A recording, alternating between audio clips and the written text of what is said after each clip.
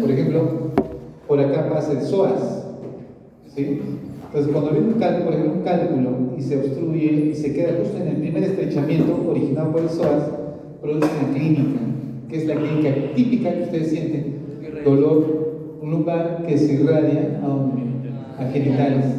¿Dónde está ese tipo de clínica? Cuando se encuentran justo a nivel del psoas, ¿listo? Entonces, cuando tú haces la maniobra del psoas, ¿sí? ¿Sabes? La apendicitis, puede que le duela no al paciente, sí, es una posibilidad. Entonces, como diagnósticos diferenciales de los cuadros obstructivos como litiasis, está la apendicitis, ¿ya? Si es del lado derecho. Y si es del lado izquierdo, ¿con qué estaría el diagnóstico diferencial? Muy bien, diverticulitis, ¿ya? Diverticulitis. Y el lado derecho, apendicitis. Nunca se olviden eso, ¿ya? Eso ya tienen que tenerlo como algo fijo.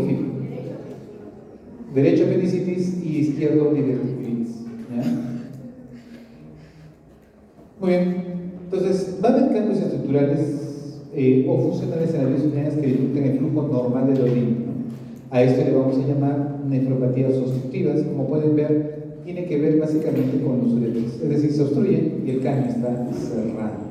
Como el caño está cerrado, lo primero que va a pasar es dilatación de la parte del pelvis y básicamente de la parte de los cálices y causa lo que llamamos hidronefrosis, ¿sí?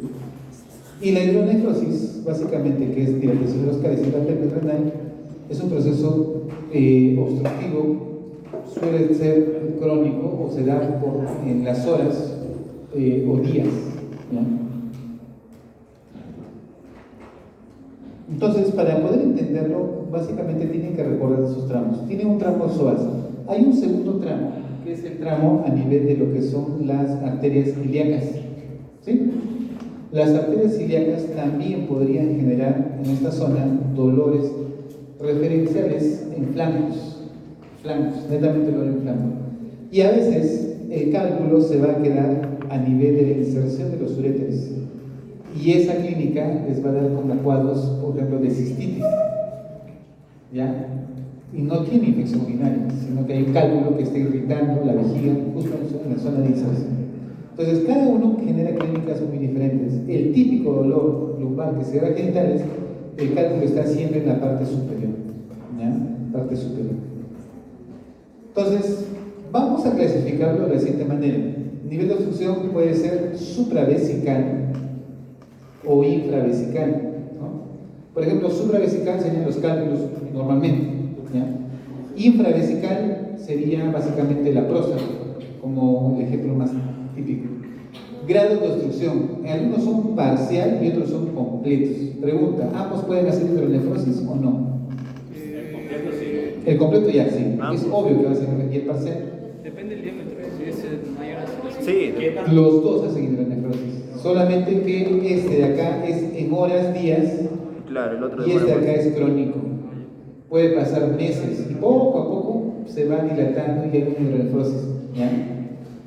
Naturaleza de la obstrucción.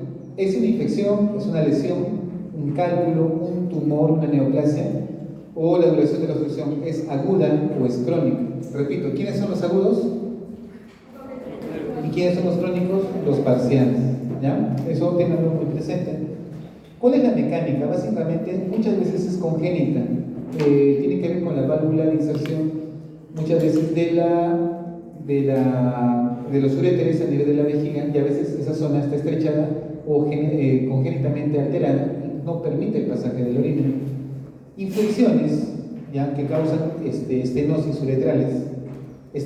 ureterales cuando tienen gonorrea, y uretrales básicamente cuando tienen ¿qué? Tuberculosis.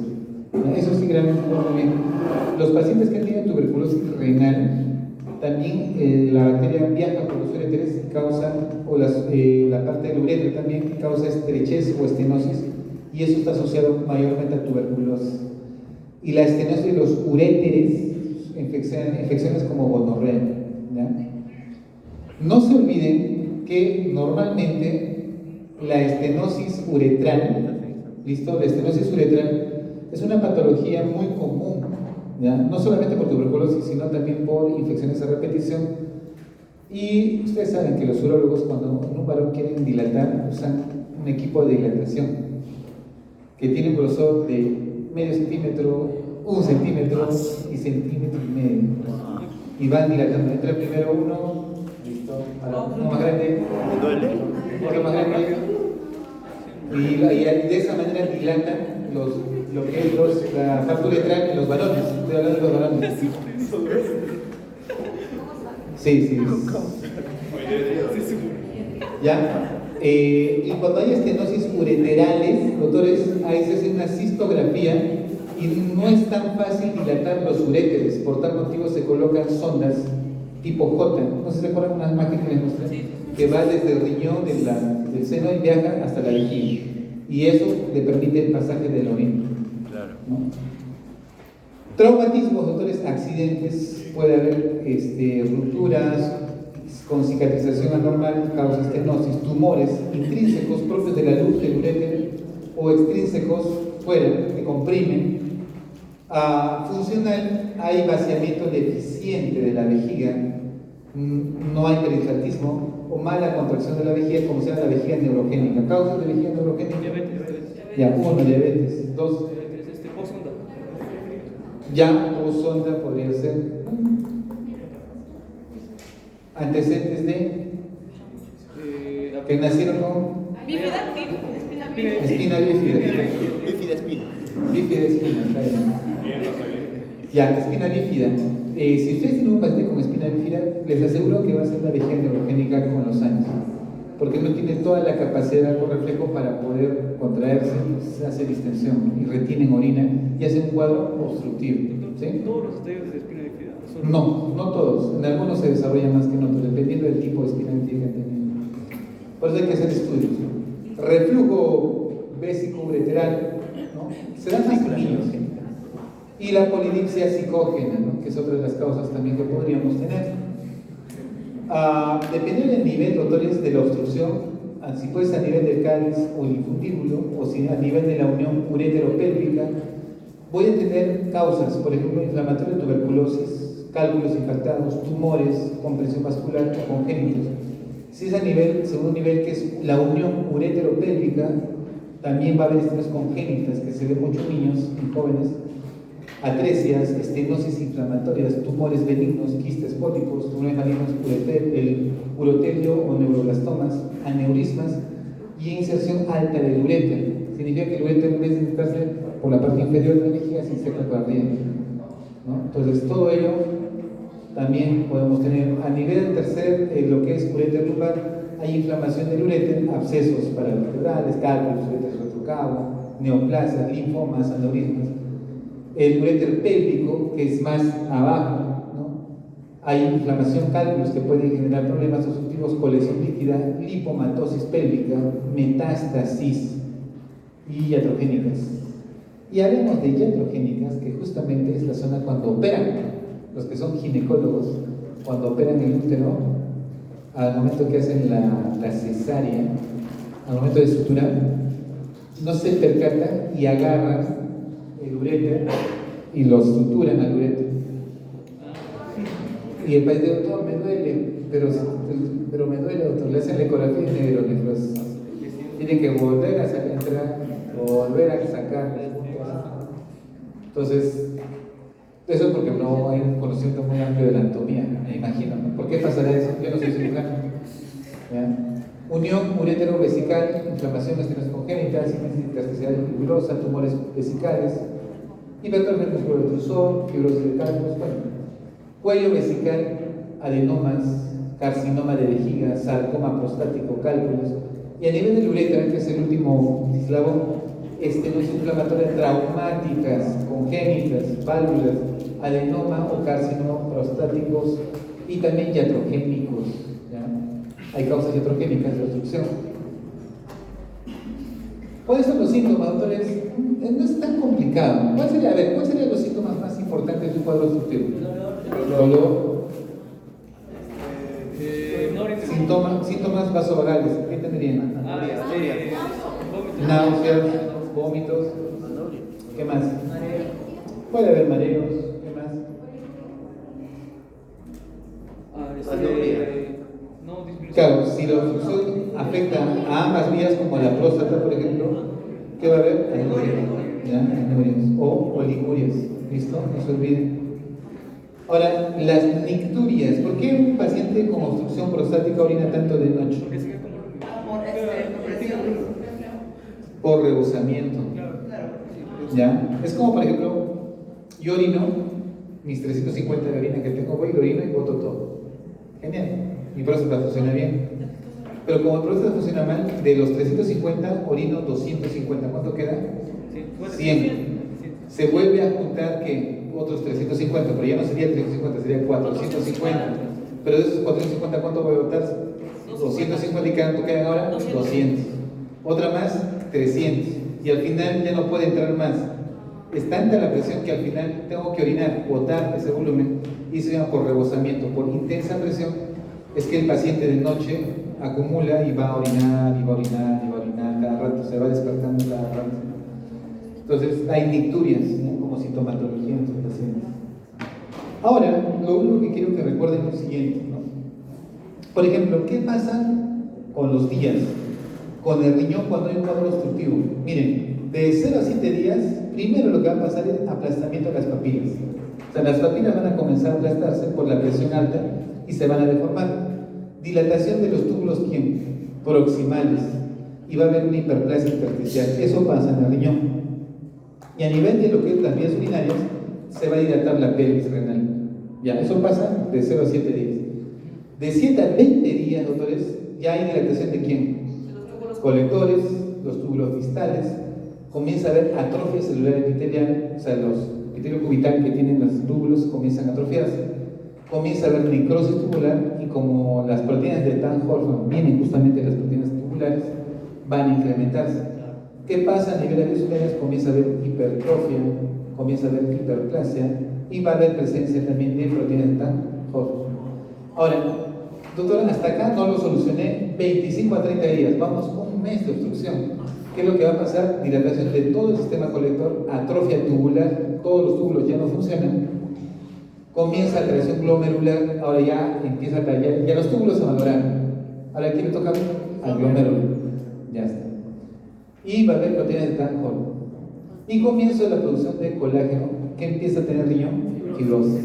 Ahí es el problema. Cuando el riñón comienza a fibrosarse, ya empieza a tener una falla renal. Está yéndose con una falla renal crónica. ¿Ya? Y más de 30 días se atrofia totalmente el glomérulo, y hay que sustitución progresiva de células musculares por colágeno. En pocas palabras, el riñón deja de funcionar. Todo por la obstrucción, ¿eh? Todo por obstrucción. ¿Listo? Entonces, recuerden los tiempos para que pregunten cuánto tiempo tienen las molestias, y más o menos ustedes ya deduzcan dónde está el problema. ¿Listo? ¿Dónde está el problema? Y acá viene una pregunta muy interesante. ¿Los pacientes con cuadros obstructivos hacen edemas o no hacen edemas? Ahora. No debería ser porque tiene un riñón todavía.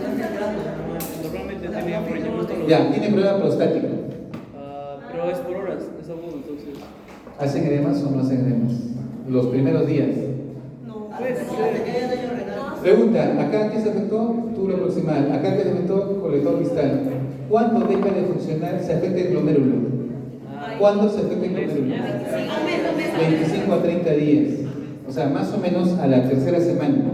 O sea, todo paciente obstructivo hasta la tercera semana no hace edemas, pero ya tiene daño renal. Hacen problemas tubulares. Entonces, eso. ¿Qué manejan los túbulos? Ácido, base y electrolitos. ¿Qué sucede? Que estos pacientes hacen acidosis metabólica, pero no tienen edemas. Hacen trastornos de potasio, pero no tienen edemas. Recién a la cuarta semana, quinta, comienzan a hincharse porque ya se está afectando a quién? Glomérulos. ¿Ya? No se olviden eso. Ahora, esto estamos hablando básicamente de uropatías crónicas que van casi un mes, pero hay uropatías obstructivas agudas, lo que les mencionaba, completas totalmente. Y miren lo que pasa, la primera hora sube hasta, más o menos la presión basal sube hasta ¿cuánto? 70. Sigue subiendo la presión en las primeras 5 horas. ¿Por qué? Porque ¿qué entiende el riñón cuando está obstruido? ¿Qué pasa con la tasa de filtración glomerular? Disminuye. Claro, porque hay una presión que de la cápsula de Bowman que aumenta más. Ya, si disminuye tu filtración, ¿cómo lo entiende eso la mácula densa? No, que no hay buena filtración, no hay buen flujo, secreta renina, comienza a elevarse que la presión arterial. Por eso que en las primeras horas del cuadro obstructivo agudo, ahí puede haber hipertensión arterial. Pero después, más de 24 horas, cae esa respuesta. ¿Ya? La tasa de filtración comienza a disminuir, ¿ya? Y comienza a bajar. El flujo sanguíneo aumenta al comienzo porque supuestamente comienza a haber mayor presión, pero como pasan las horas comienza otra vez a disminuir porque al final, doctores, no voy a filtrar nada y la función se va deteriorando, ¿ya? Hasta que se puede volver crónica. Entonces pueden tener obstrucciones infravesicales o supravesicales, y los supravesicales siempre vienen con cólico renal. Ese siempre, cuando tengan un cólico renal, eso se llama supravesical. ¿Cómo son los infravesicales? Dificultad para miccionar, chorro débil, ¿no? El balón. ¿Cómo orinas? Pero la verdad, ya orinas parado. No, pues, ¿cómo orinas? ¿Cómo es tu chorro miccional? ¿Cómo es tu chorro miccional? Le preguntas, cuando eras joven, sí, lo yo orinaba y lo meto. 3, competía. Pero ahora que tengo mi doctora, le gusta hacerme gotitas y me mancho mis zapatos. Es lo clásico, así que dicen. Orinas en mis zapatos y moca. Por eso dicen, hay unos baños que ponen, ¿no? Por favor, no mojar el piso. Y si en caso lo moja, va al urólogo. Claro, porque sería que ya no puedes orinar, ya no puedes dirigir, ¿verdad? Entonces no se olviden goteo terminal, ardor o frecuencia aumentada. Orinas cada ratito, ¿ya? Muy bien. Y observen acá, hacemos técnicas de exploración, una urografía intravenosa, miren cómo vamos evaluando lo que ya mencionamos. Y tienen acá una imagen de sustracción. ¿Qué sospechan? Un tumor. ¿Es un niño? Un tumor en la unión. Ya, en realidad no es que esté comido, sino que la tasa de contraste no pinta ahí porque hay una masa ahí, un tumor, ¿ya? Es un tumor de vejiga. Ese tumor de vejiga está obstruyendo el adecuado ingreso de la anerésica. ¿Listo? Y eso está obstruyendo. Ahí también hay Acá, por ejemplo, ¿qué pueden ver? Acá hasta se notan los cálices, ¿no? Una urografía escritorio, pero acá no. Atresis, Vamos a ver. Acá logró pintar totalmente y acá no. ¿Qué significa esto? Que este nivel probablemente en cuadro obstructivo. Pero lo interesante es que acá, ¿cómo ven los uréteres? Están dilatados. Trata de comer. Entonces, probablemente a este nivel debe haber un cuadro de obstrucción. Claro. Acá, por ejemplo, pasa, lo estoy contando, y acá ya no pasa nada. Pero ahí entonces la obstrucción es el lado. En este caso, probablemente ya Arriba. el problema sea renal. Claro. Dilatación bilateral, ¿sabes? Como dos. Para que vean los tipos de obstrucción. Esta obstrucción ya es el nivel inferior, infravesical. Miren, acá si le estamos dando sustancia contrasta por una sonda percutánea, ¿no? Entras con una aguja, colocas justamente al nivel. Miren, acá está una estrechez bien marcada. Probablemente este paciente haya tenido una infección, una inflamación que ha estrechado justamente la parte superior de los uréteres. También pueden hacer una cistografía que nos permite captar justamente lesiones de sacabocados, que llamamos, o de tumores. Miren, esta es una vejiga rara, yo solo lo vi una vez en mi vida, de ahí nunca más la he vuelto a ver. Es la famosa vejiga en reloj de arena, es una vejiga congénita, ¿no? Por mala distribución de las fibras musculares. Miren cómo se contrae y hace como si tuviesen dos vejigas. ¿Ya? ¿Y cuáles son sus síntomas? El problema es que como tiene una forma no coordinada de contracción vesical, estas pacientes hacen incontinencia urinaria. ¿Ya? Se orinan cada rato. Ecografía, doctores, miren, noten acá un cálculo, ¿sí? ¿Lo ven? ¿Por qué es un cálculo? Porque tiene sombra acústica. Miren, un riñón sin dilatación y un riñón con dilatación a nivel de la parte central. Si es muy pequeño se llama ectasia renal, y si es grande se llama hidronefrosis. Miren, acá tengo un cálculo, ¿listo? Y a veces en la radiografía tienen la suerte de que el cálculo se puede ver, porque es un oxalato de calcio. Miren el grado de hidronefrosis y vean cómo la dilatación es mayor. Entonces, este de acá, que han visto aquí, esto es una ectasia renal, es pequeño, es chiquito. Esto ya es una hidronefrosis, porque ya está afectado los uréteres, la parte superior, que es el cálice, la pelvis renal. ¿Sí? Acá igual, miren, tenemos los cálculos, listo. Y vean cómo se puede ver que los uréteres están levemente dilatados.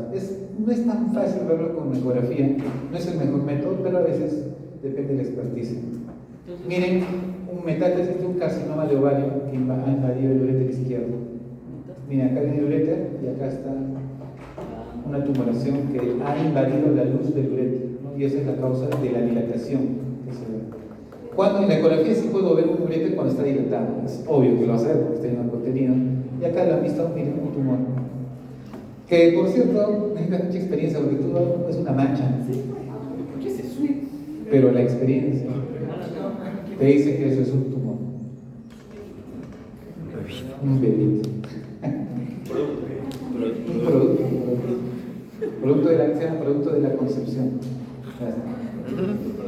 La tomografía es mucho más fácil. Bien, con tomografía, el que no detecta una obstrucción, ya ahí estamos mal, ¿no? Es muy evidente,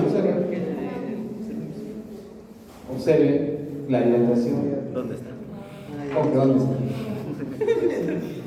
Y la uretra, básicamente, doctores, por radiografía lo pueden ver a inyección retrógrada. Se pone una jeringa, se agarra el glande en tantos dólares y se inyecta a presión. Y se toma una radiografía para ver la estructura de la uretra. También hay otros mecanismos anterógrados que se ponen una cinturografía, se entra dentro, se suelta el suelo contraste desde arriba y se saca la sonda para ver cómo pinta toda la vía urinaria. Entonces, dependiendo, ustedes vamos a evaluar si hay estenosis uretral por traumas, estrechas inflamatorias. Y por ejemplo, aquí, miren, hemos encontrado ¿qué? Un aneurisma, una dilatación, una cavitación. Hay que bajar la presión. Entonces, no tanto, sino que es la uretra que ha hecho como un saco, ¿no? Es un divertículo. Miren, un divertículo. Y este paciente tenía infecciones urinarias a cada rato, infecciones. Y había tenido un divertículo, una dilatación a nivel de la uretra. Bueno, hay otros estudios de hidrodinámica. ¿Sí? Y tratamiento. ¿Cuál es el tratamiento? Toda obstrucción, cateterismo, nefrectomía percutánea. Porque a ver si es un cáncer, ¿le vas a sacar el cáncer? No. Le pones un catéter percutáneo y sacas la orina por ese catéter. Ya no orina por la vía urinaria, sino por tu catéter, que haces una nefrectomía percutánea. Y si no, haces una nefrectomía quirúrgica, abres y colocas un tren en la orina. Eso es todo. Bien, chicos. No habría un método diagnóstico. Give it to me.